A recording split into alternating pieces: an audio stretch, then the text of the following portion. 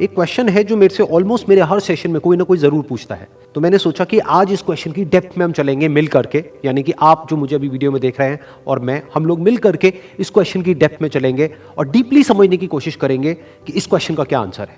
वो क्वेश्चन है कि हमेशा मोटिवेटेड कैसे रहे। तो इससे पहले कि इस क्वेश्चन की हम डेप्थ में चले, मैं आपको बताना चाहूंगा एक ऐसी स्टडी के बारे में जो बहुत ही इंटरेस्टिंग है। वो हुई थी कोलंबिया यूनिवर्सिटी में 1998 में। एक प्रोफेसर ने स्टडी को किया जिसमें कि बहुत सारे बच्चे थे जो कि सारे 5th स्टैंडर्ड के थे और उनको पजल्स थी बहुत तरह तरह की सॉल्व करने के लिए। उसमें से कुछ पजल्स बहुत ही मुश्किल थी, कुछ बहुत ही आसान थी। उसके बाद में जब उन बच्चों ने उन पजल्स को सॉल्व किया तो उसके बाद में सभी बच्चों को एक ही बात कही गई कि आपने बहुत अच्छा किया। बस यहां पर एक छोटा सा फर्क था। आधे बच्चों को उन्होंने कहा कि आपने इतना एक्स्ट्राऑर्डिनरी इसलिए परफॉर्म किया क्योंकि आप बहुत ही ज्यादा इंटेलिजेंट हो, और बाकी के जो आधे बच्चे थे उनको कहा गया कि आपने जो इतना एक्स्ट्राऑर्डिनरी परफॉर्म किया उसकी वजह थी आपका हार्ड वर्क। फिर उसके बाद में दोबारा से इन सब बच्चों को कुछ पजल्स दी गई सॉल्व करने के लिए, जिसमें से कुछ बहुत ही आसान थी और कुछ बहुत ही मुश्किल थी। अब यहां पर कुछ बहुत इंटरेस्टिंग निकल करके आया जो किसी ने एक्सपेक्ट भी नहीं किया था। वो बच्चे जिनको कहा गया था कि आप बहुत इंटेलिजेंट हो, बहुत स्मार्ट हो, उनको जब वो पजल्स मिली तो उन्होंने क्या किया, जो मुश्किल पजल्स थी उसको छोड़ दिया, आसान पजल्स के ऊपर काम करना शुरू किया और उसमें भी कुछ देर बाद ही वो बच्चे बोर हो गए। दूसरी तरफ से वो बच्चे जिनको कहा गया था कि आपने इतना एक्स्ट्राऑर्डिनरी परफॉर्म इसलिए किया क्योंकि आपने हार्डवर्क किया, उन्होंने सिर्फ आसान पजल्स को अटेम्प्ट नहीं किया बल्कि मुश्किल से मुश्किल पजल्स को भी अटेम्प्ट किया और सॉल्व किया। फिर उसके बाद में जब ये पूरी स्टडी कंप्लीट हुई तो उन बच्चों से पूछा गया कि किसको ज्यादा मजा आया इसको करने में। तो वो बच्चे जिनको कहा गया था कि आप बहुत इंटेलिजेंट हो, उनको मजा नहीं आया, यानी कि वो मोटिवेटेड नहीं थे। और वो बच्चे जिनको कहा गया था कि जो भी आपने किया वो अपने हार्डवर्क की वजह से किया, उन्होंने ना सिर्फ अच्छा परफॉर्म किया बल्कि वो एंड तक मोटिवेटेड भी थे और उनको मजा भी आया। अब ये स्टडी जिसके बारे में मैंने अभी आप लोगों को बताया, ये इतनी इंटरेस्टिंग इसलिए है क्योंकि ये जिस तरीके से हम सोचते हैं, हमारे थॉट पैटर्न को चैलेंज करती है। हम क्या सोचते हैं कि अगर हम पेरेंट्स हैं या हम टीचर्स हैं और अपने बच्चों को हम बोलेंगे कि आप बहुत इंटेलिजेंट हो, आप बहुत स्मार्ट हो, तो वो अच्छा परफॉर्म करेंगे। लेकिन इस स्टडी में एग्जैक्ट उसका ऑपोजिट निकल करके आया है। तो इस स्टडी में जो फैक्ट्स रिवील हुए उसको समझने के लिए हमको एक कॉन्सेप्ट को समझना पड़ेगा, जिस कॉन्सेप्ट को कहा जाता है लोकस ऑफ कंट्रोल।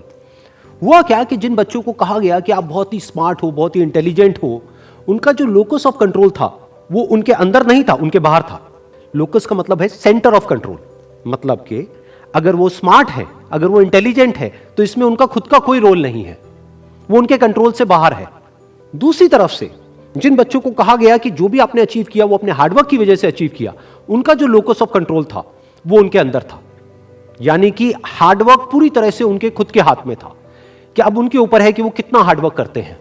और ये सिर्फ इस स्टडी में निकल करके नहीं आया है, इस तरह की और भी बहुत सारी स्टडीज हुई हैं, बहुत सारी रिसर्चेस हुई हैं जहां पर एग्जैक्ट यही चीज निकल करके आई है कि अगर हम खुद को हमेशा मोटिवेटेड रखना चाहते हैं तो उसका सिर्फ एक तरीका है कि जो कंट्रोल है वो पूरी तरह से हमारे अपने हाथ में होना चाहिए।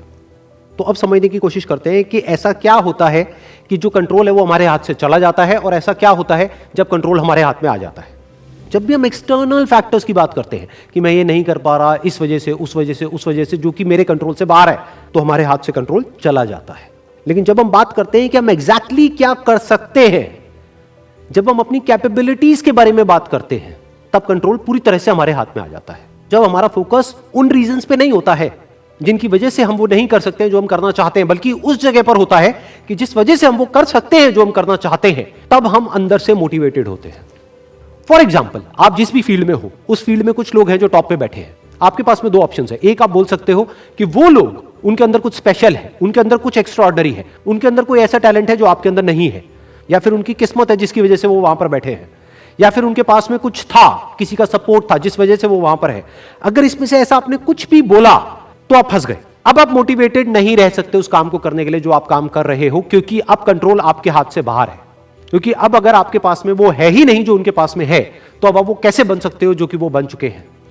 लेकिन अगर आप ये बोलते हो कि जिस भी फील्ड में आप हो, उस फील्ड में जो भी टॉप पे बैठे हैं वो वहां पर है अपने हार्डवर्क की वजह से, अपने स्मार्ट वर्क की वजह से, या जो कुछ भी उन्होंने किया, जो कुछ भी उन्होंने सीखा उसकी वजह से, तो अगर वो कर सकते हैं तो मैं भी कर सकता हूं। उन्होंने भी मेरी ही तरह एक ना एक दिन कहीं ना कहीं से शुरुआत करी थी, जहां से कि आज मैं शुरुआत कर रहा हूं। तो मुझ में और उनमें अगर कोई फर्क है तो वो सिर्फ एक है, वो है टाइम का, कि आने वाले 10 साल बाद या 20 साल बाद मैं भी उन्हीं की जगह पर हो सकता हूं या उनसे भी आगे हो सकता हूं जहां पर आज वो है। तो अब कंट्रोल पूरी तरह से आपके हाथ में है।